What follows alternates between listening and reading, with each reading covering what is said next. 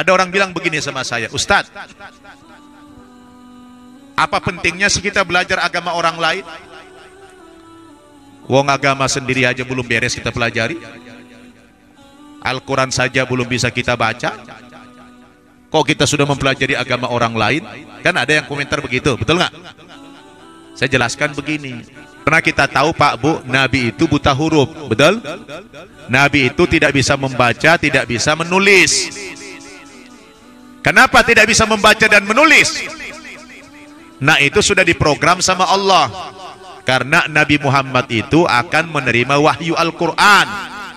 Sebab kalau beliau pandai membaca dan menulis, nanti orang-orang kafir akan menuduh Al-Quran itu karangan Nabi Muhammad. Dengan beliau dibuat buta huruf, tidak bisa membaca dan menulis, maka terbantahkanlah tuduhan itu. Betul? Nah, itu tujuannya. Celakalah orang-orang yang menulis Alkitab. Nih Pak Bu, ini apa namanya? Ini Alkitab. Ini Alkitab ini kitab suci orang Nasrani. Kata Al-Quran, celakalah orang yang menulis Alkitab dengan tangan-tangan mereka sendiri, alias dengan karangan mereka sendiri. Lalu mereka mengatakan, ini kitab suci kami datangnya dari Tuhan, padahal karangan sendiri. Liyashtaru bihi thamanan qalila, supaya mereka mendapatkan keuntungan dunia yang sedikit. Celakalah orang-orang yang menulis Alkitab dengan tangan mereka sendiri, dan celakalah orang yang menulis Alkitab dari apa yang mereka usahakan, kata Allah. Al-Quran menuduh ini karangan manusia. Apakah kita katakan Shadaqallahul Azim saja, atau perlu kita meng-cross check kebenaran tuduhan itu? Bergantung level kita. Kalau kalangan intelektual, orang-orang yang kritis, tentu mereka tidak berhenti sampai mengaminkan saja. Kalau orang awam mungkin Shadaqallah saja. Tapi orang yang berpendidikan, orang yang cerdas, dia berusaha mencari tahu kenapa Al-Quran menuduh kitab suci agama lain ini karangan manusia. Dasarnya apa? Kira-kira bisa tidak dibuktikan? Saya kasih contoh. Saya bacakan ayat yang porno misalnya. Ini bunyinya begini. Betapa cantik, betapa jelita engkau, hai tercinta di antara segala yang disenangi. Sosok tubuhmu seumpama pohon korma, dan buah dadamu gugusannya. Kataku, aku ingin memanjat pohon korma itu dan memegang gugusan-gugusannya.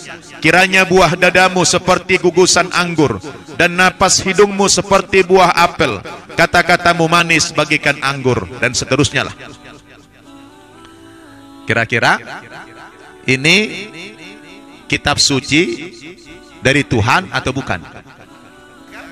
Saya kalau debat sama pendeta, saya bilang salah satu bukti kebenaran Al-Quran sebagai wahyu Allah bisa dihafal luar kepala. Dan yang menghafal bukan profesor, nggak perlu profesor. Anak umur 5 tahun saja, Musa namanya di Indonesia, sudah hafal 30 juz. Nggak perlu profesor.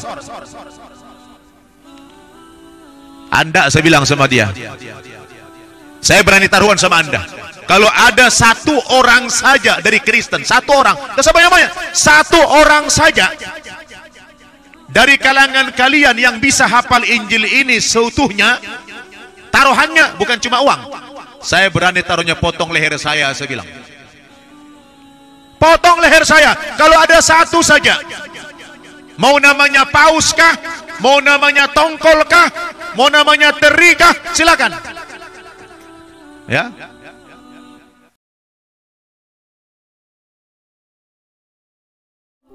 Sebelum kita lanjut, jangan lupa like, comment, subscribe, dan nyalakan notifikasinya agar tidak ketinggalan info terbaru lainnya. Semoga bermanfaat. Masuk Islam orang tidak boleh dipaksa, jangankan dipaksa, diiming-imingi aja tidak boleh. Wa qulil haqqu min rabbikum faman syaa'a falyu'min wa man syaa'a falyakfur. Katakan ya Muhammad, Kebenaran itu datang dari Tuhanmu. Dari Allah kebenaran itu datang. Siapa yang hendak beriman, monggo, silakan dia beriman, tidak dipaksa. Wa man syaa'a falyakfur, siapa yang mau kafir juga silakan dia kafir. Itu adalah option. Silakan dia pilih. Kenapa? La ikraha fiddin. Tidak ada paksaan dalam beragama. Qad tabayyana rusdu minal ghayy. Sudah nyata perbedaan mana agama yang benar, mana agama yang salah. Nyata. Maka saya paling keras menentang kalau ada orang bilang semua agama sama, semua agama itu benar. Datangkan ke saya dalilnya, apa dasarnya mengatakan semua agama benar. Saya waktu itu 2 tahun yang lalu debat di Boston dengan seorang yang punya pemikiran liberal. Datangkan ke saya bilang. Debat.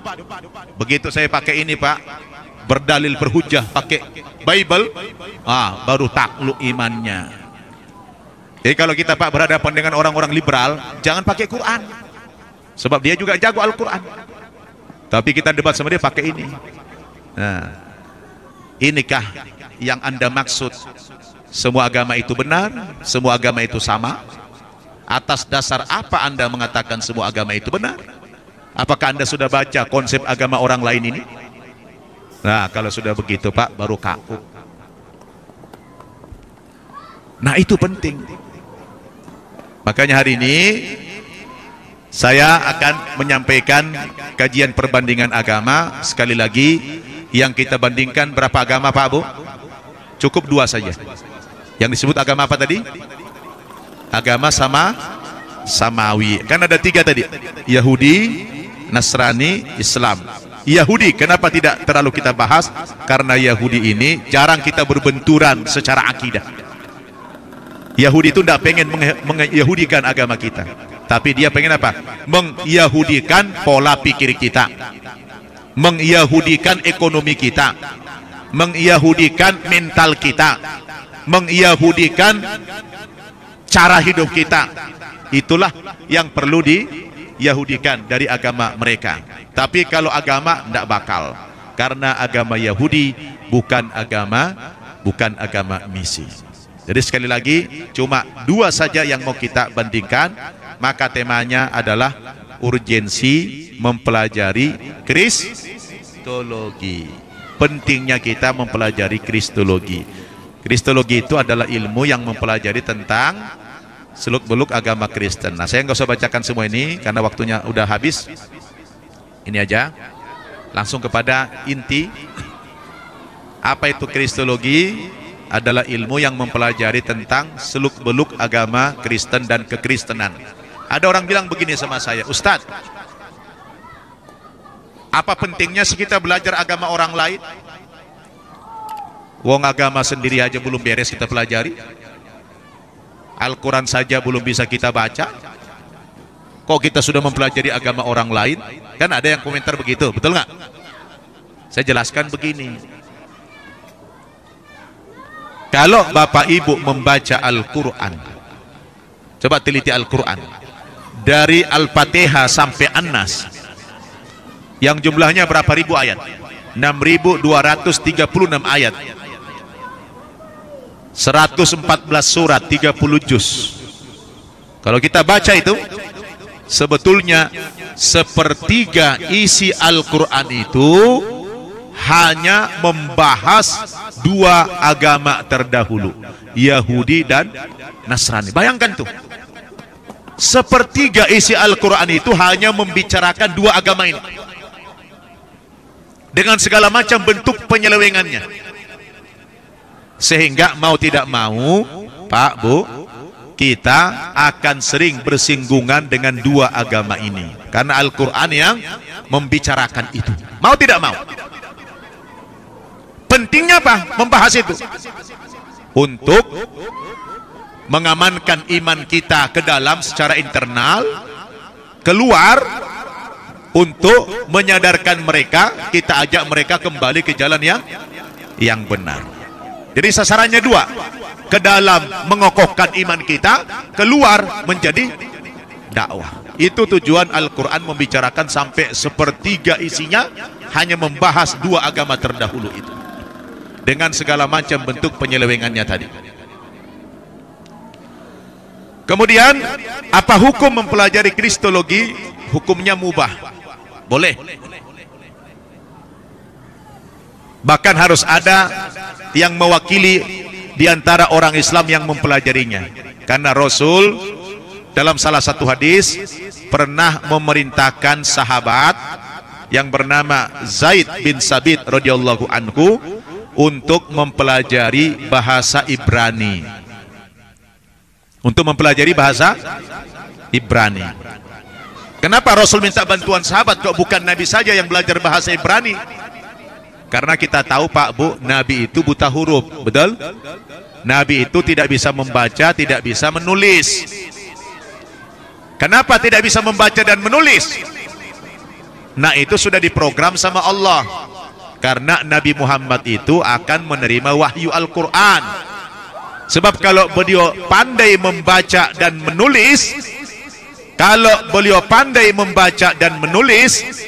nanti orang-orang kafir akan menuduh Al-Quran itu karangan Nabi Muhammad. Dengan beliau dibuat buta huruf, tidak bisa membaca dan menulis, maka terbantahkanlah tuduhan itu. Betul? Nah, itu tujuannya. Nah, akhirnya Rasul minta bantuan sahabat mempelajari bahasa Ibrani. Pertanyaannya, apa pentingnya pula sahabat mempelajari bahasa Ibrani itu? Begini, karena Al-Quran Bapak Ibu banyak membicarakan agama Kristen dan segala konsepnya, yang waktu itu kebetulan konsep agama mereka masih berbahasa Ibrani, sedangkan Al-Quran banyak menyinggung agama mereka, dan itu dipandang perlu untuk meng-cross-check. Kalau tidak ada sahabat yang bisa membaca tulisan bahasa Ibrani, Bapak Ibu, bagaimana sahabat akan mencocokkan Al-Quran dengan Injil yang selalu dikoreksi dalam Al-Quran? Bagaimana itu? Coba Bapak Ibu, contoh nih, saya kasih contoh. Coba dibuka surat 2 Al-Baqarah ayat 79.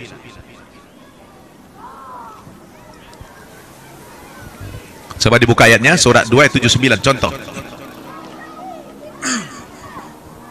Kata Allah, "Fawailul lilladzina yaktubunal kitaba biaydihim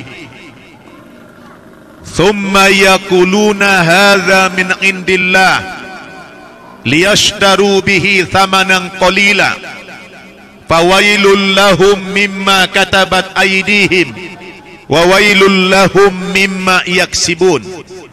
Artinya apa? Celakalah orang-orang yang menulis Alkitab. Nih Pak Bu, ini apa namanya? Ini Alkitab. Ini Alkitab, ini kitab suci orang Nasrani. Kata Al-Quran, celakalah orang yang menulis Alkitab dengan tangan-tangan mereka sendiri, alias dengan karangan mereka sendiri. Lalu mereka mengatakan, ini kitab suci kami datangnya dari Tuhan, padahal karangan sendiri.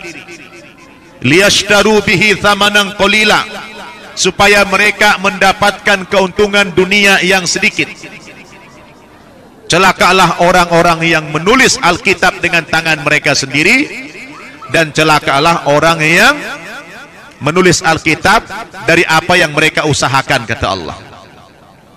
Pertanyaan saya, kalau Bapak Ibu membaca ayat Al-Quran yang seperti itu, ada agama lain, ada konsep agama lain yang dikritik, dikoreksi oleh Al-Quran, ini dia. Kira-kira Bapak Ibu kalau baca ayat Al-Quran yang seperti itu, yang menuduh kitab suci agama lain itu karangan manusia, kira-kira ayat ini cukup kita aminkan saja atau memerlukan pembuktian? Bagaimana sikap Bapak Ibu? Hah? Apa cukup kita katakan Shadaqallahul Azim? Al-Quran menuduh ini karangan manusia. Apakah kita katakan Shadaqallahul Azim saja, atau perlu kita meng-cross-check kebenaran tuduhan itu? Bergantung level kita. Kalau kalangan intelektual, orang-orang yang kritis, tentu mereka tidak berhenti sampai mengaminkan saja. Kalau orang awam mungkin sedekah saja. Tapi orang yang berpendidikan, orang yang cerdas, dia berusaha mencari tahu. Kenapa Al-Quran menuduh kitab suci agama lain ini karangan manusia? Dasarnya apa? Kira-kira bisa tidak dibuktikan? Karena kalau kita tidak buktikan, nanti bisa fitnah dan membuat orang antipati sama Al-Quran. Betul? Nah, menurut hemat saya, sebagai kaum terdidik, kaum intelektual, kita perlu membuktikan tuduhan Al-Quran itu. Nah, kalau perlu membuktikan, caranya bagaimana? Ya mau tidak mau kita harus baca. Ini yang menjadi objek kritikan Al-Quran, betul? Maka harus kita baca, kita pelajari. Setelah kita pelajari, oh kita baru tahu ternyata memang benar. Saya kasih contoh. Saya bacakan ayat yang porno misalnya. Ini bunyinya begini. Betapa cantik, betapa jelita engkau, hai tercinta di antara segala yang disenangi. Sosok tubuhmu seumpama pohon korma, dan buah dadamu gugusannya. Kataku, aku ingin memanjat pohon korma itu dan memegang gugusan-gugusannya. Kiranya buah dadamu seperti gugusan anggur, dan napas hidungmu seperti buah apel. Kata-katamu manis bagikan anggur, dan seterusnya lah. Kira-kira ini kitab suci dari Tuhan atau bukan? Kalau kayak gitu dibunyinya, hah? Coba ibu nilai. Isinya apa tadi, Bu? Porno enggak? Bicaranya apa tadi? Bicara buah-buahan. Isinya bicara buah-buahan, termasuk buah dada. Porno enggak? Layak enggak disebut ini kitab suci? Dulu saya tanya guru saya, Pak Guru, kenapa ya kitab suci kita ini porno sampai bicara buah dada terlalu vulgar? Apa tidak ada istilah yang lain, Pak Guru? Kata guru saya, Pak, biarin sajalah nababan, supaya beda mana buah dada, mana buah rambutan, katanya. Kira-kira tuduhan Al-Quran itu benar apa tidak? Kalau ini buatan manusia yang kayak begitu, mungkin tidak Tuhan yang berkata. Kalau Bapak Ibu tidak baca, dari mana taunya? Hah? Kalau nggak ada mu'allaf yang masuk Islam menjelaskan itu, coba, nggak tahu kan? Maka saya dulu waktu kecil, Pak Bu, waktu kecil, namanya ayah saya kan pendeta. Di waktu kecil itu saya, setiap kali saya mau baca Injil ini, Alkitab, dilarang sama ayah saya. Jangan. Dilarang sama ayah saya, jangan baca. Bila saya kan makin dilarang, makin penasaran. Ini tidak ada apa nih kok dilarang-larang? Bukankah ini sebuah kitab suci? Dilarang.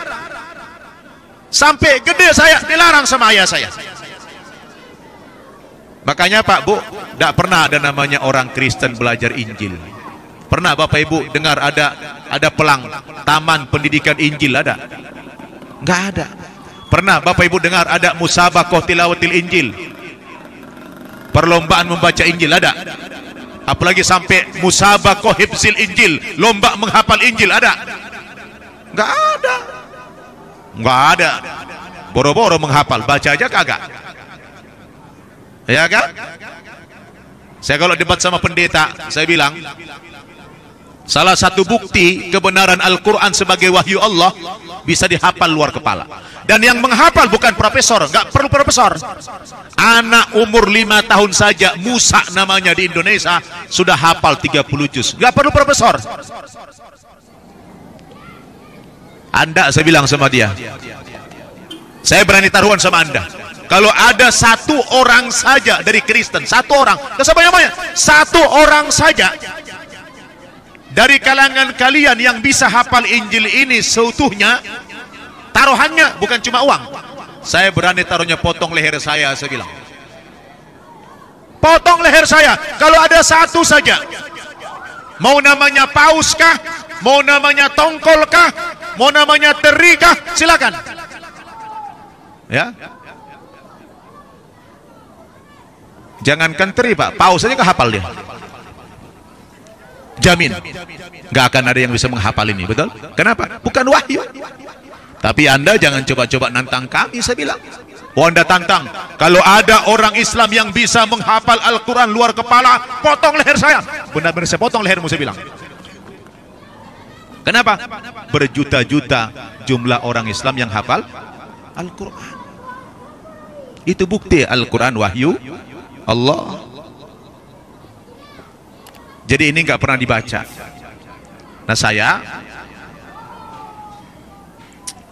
kau bisa masuk Islam. Dulu ceritanya ada orang murtad, orang Banjar Masin murtad tahun 60-an. Temannya Idam Khalid, namanya Hamran Amri. Hamran Amri ini dulu ustadz ceritanya. Murtad tahun 60-an. Dia suka jadi dai kayak kita lah, jadi penceramah keliling. Nah dia kalau datang ke Medan, mutar-mutar di gereja-gereja, termasuk ke gereja kami. Itulah awal saya mengenal kata-kata Islam. Itulah awal saya mendengar istilah Islam. Karena dia murtad. Nah, dia bercerita, nah, bahwa dia murtad itu karena apa namanya, melihat agama Kristen itu lebih benar. Oh, dia pakai ayat-ayat Al-Quran. Nah waktu itu karena saya masih orang bodoh, nggak ngerti apa-apa ya, saya anggap paten aja, ya kan. Nah Hamran Amri ini bikin apa namanya, majalah, namanya majalah Sinar Kasih. Jadi majalah Sinar Kasih itu isinya memuat ayat-ayat Al-Quran dan hadis Nabi yang diselewengkan artinya. Nah itu dibagi-bagi ke gereja-gereja. Itulah awal mula saya berkenalan dengan Islam itu. Oh Islam itu, oh apa namanya, seperti ini ya, dijelaskan sama dia dalam ceramah-ceramahnya pun dalam majalah-majalah itu. Tidak lama disusul dengan seorang murtad lagi, namanya Yusuf Roni, orang Palembang. Nah dari inilah kemudian saya menjadi senang mempelajari buku-buku perbandingan agama. Nah anehnya, setiap kali saya beli buku perbandingan agama, pengarangnya selalu orang Islam. Nah, dulu yang paling suka saya baca bukunya B.I. Arifin. Penulis adalah orang Islam. Nah, kalau orang Islam yang ngarang perbandingan agama, asik agama Kristen aja yang dikritik, dikoreksi. Ah, ini apa ini? Itulah membuat saya dulu penasaran. Nah, begitu saya baca Pak Bu, saya cocokkan dengan isi Injil, ternyata semua yang ditulis tokoh-tokoh Islam itu dalam buku perbandingan agama benar. Itulah yang menggoyangkan iman saya waktu itu. Termasuk ya pembuktian ini dikritik oleh Al-Quran sebagai karangan manusia. Ya, saya baca ayat tadi Pak Bu, tidak ada yang saya tambah, tidak ada yang saya kurangi, titik komanya pas itu. Maka saya kalau ceramah kemana-mana bawa ini terus. Ntar kalau jumpa orang Kristen, saya debat. Nah, debat pakai ini. Nah, kalau pakai Quran kita dakwah sama dia Pak Bu, mana percaya dia. Tapi kalau kita tunjukkan ini kelemahannya, insya Allah. Alhamdulillah, bukan riak saya, bukan pamer. Banyak sudah takluk masuk Islam lewat perantaran kita, dialog-dialog. Maka saya bikin pesantren Pak Bu, pesantren yang khusus untuk mu'alaf. Sebab itu bentuk konsekuensinya. Jangan saya hanya bisa ngislamin orang tapi tidak bisa membimbing. Betul nggak? Nah, kita bina yang tidak pernah dipikirkan oleh ulama-ulama, oleh negara, oleh pemerintah. Padahal di Indonesia banyak mu'alaf, tapi tidak pernah dipikirkan oleh ulama untuk membimbing mereka. Istiqlal itu sudah puluhan ribu orang masuk Islam, tapi belum ada satu pun yang dididik sama mereka. Cukup dikasih sertifikat masuk Islam, udah selesai. Tapi ketika saya bikin pesantren Pak Bu, alhamdulillah santri kita bukan cuma bisa baca Al-Quran, mereka sudah menghafal Al-Quran. Ini kenapa? Karena mu'allaf itu Pak Bu, kalau dididik hatinya kan bersih. Mereka masuk Islam kan hatinya dididik itu gampang. Saya kasih ultimatum santri kita, kalau 1 bulan Anda tidak bisa baca Al-Quran, saya keluarkan, saya bilang. Karena saya punya pengalaman Bu Pak, saya dulu 1 minggu udah lancar baca Al-Quran, seminggu itu pun kelamaan. Seminggu itu kelamaan tuh. Maka saya prihatin Pak Bu, ketika saya bermasyarakat di Jakarta, na'udzubillah, ternyata di Jakarta itu masih banyak anak-anak Islam yang umur 60 tahun tidak bisa ngaji. Allahu Akbar, Bu, Pak. Anak-anak umur 60 tahun gak bisa baca Al-Quran. Di Jakarta banyak gitu. Saya nggak tahu di Vancouver masih ada nggak yang belum bisa ngaji? Hah? Nggak ada ya? Solo nggak ada. Nggak ada yang ngaku. Kenapa? Al-Quran mukjizat. Allah berikan jaminan. Walaqad yassarnal Qur'ana lidzikri fahal mim mudzakir. 4 ayat diulang-ulang oleh Allah dalam surat Al-Qamar. Ayat 17, ayat 22, ayat 32, ayat 40, diulang-ulang ayat itu. Walaqad yassarnal Qur'ana lidzikri fahal mim mudzakir. Sungguh telah kami mudahkan Al-Quran untuk dijadikan pelajaran. Maka maukah kamu mengambil pelajaran dari dalam Al-Quran itu? Al-Quran dijamin mudah dibaca, mudah dipelajari. Cuma karena orang Islam anggap enteng sama Al-Quran, sepele sama Al-Quran, akhirnya kita tidak bisa ngaji sampai sekarang. Itu di sana yang banyak, di Jakarta itu. Nah, Bapak Ibu yang saya muliakan, kembali ke laptop. Sampai di mana tadi? Ini saya harus ceramahnya kemana-mana nih, ya, harus sambung menyambung. Jadi hukum mempelajari kristologi itu apa? Mubah, boleh, berdasarkan hadis ini.